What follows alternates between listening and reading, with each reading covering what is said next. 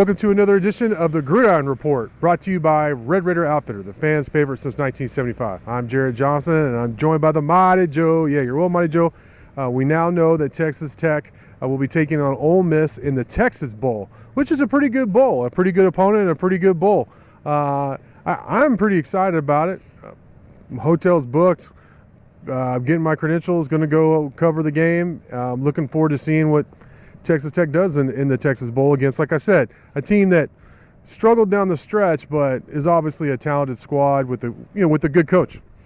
Yeah, it's a legit opponent. A little bit better than like Fresno State in the First Responder Bowl, right? Yeah, it's going to be a real challenge. I believe Texas Tech, however, will be up to it. I think this is going to be a very competitive game.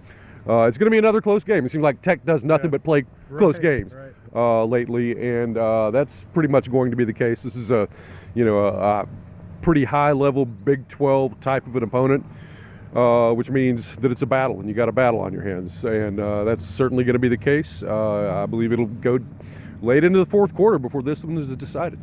Well, this group, Texas Tech, is battle-tested, if nothing else. I mean, they've played one tough opponent, at least quality or strong opponent after another, for almost throughout the whole season.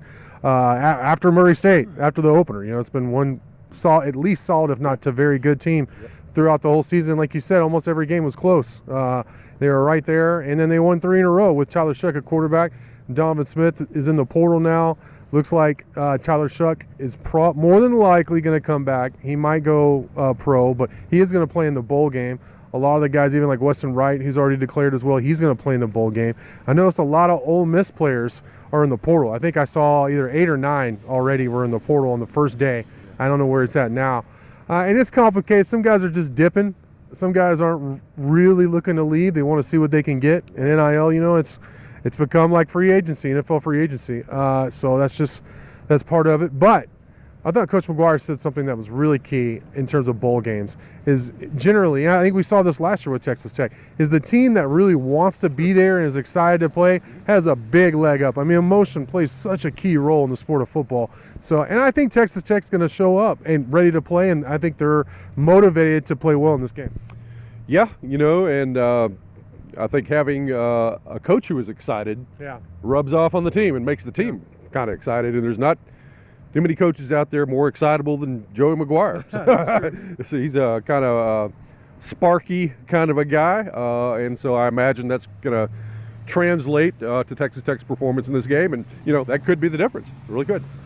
What did you think about the fact that Texas Tech, going back to the season finale against Oklahoma, that they were down 17 points, 18 points, and they were able to come back and win? They went ahead and then went down again, but were able to make enough plays to pull out another win and victory against an opponent you hadn't beaten in forever, over like a decade. So what did you think just about that fact alone? Yeah, and I think you can even make a package of that game and the Iowa State game. I mean, for both reasons, they were really gut check games. Iowa State, obviously, the weather conditions and the fact that you just hadn't done that well up there for seemingly forever. You're playing against a kind of a tough, physical, gritty team. A lot of people didn't think Tech had a whole lot of chance of winning that one in those conditions. And then you come back and play an extremely talented OU team, which, again, you hadn't beaten since 2011 or something like that. Yeah, it had been a very long time. Even in Lubbock, you hadn't beaten them, in a long, long time. Even longer, actually. So the deck seemed to be kind of stacked against Tech in both of those games. They were the underdogs. Difficult conditions, and against Oklahoma, like you said, fell down by 18 points and then fell behind again late.